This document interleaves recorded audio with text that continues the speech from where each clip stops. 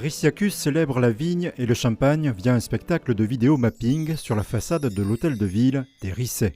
Donc un grand spectacle son et lumière qui a commencé en 2017 et c'était l'histoire du champagne à travers les siècles. La deuxième année, ça s'est prolongé avec la manipulation, la commercialisation, etc. etc. Et aujourd'hui, l'objectif, c'était de voir un peu le champagne à la fin du 21e siècle, c'est-à-dire à travers l'espace, à travers des territoires qui ne sont encore pas habités. Durant 4 soirs, ici, le scénario fantastique évoque l'histoire d'un élixir de jeunesse produit par les vignerons des Rissets et transporté sur des mondes imaginaires. J'observe leur travail et la passion qu'ils ont toujours pour la culture de la vigne. Nouveauté de cette 3e édition, la projection s'est déroulée en complément de concerts avec des DJ.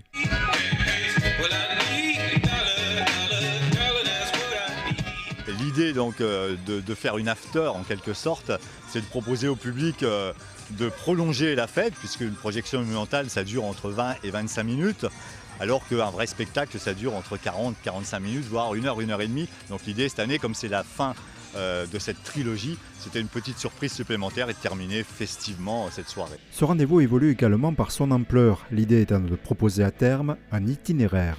L'esprit de ce son et lumière, c'était de faire un parcours lumineux à travers tout le département de l'Aube.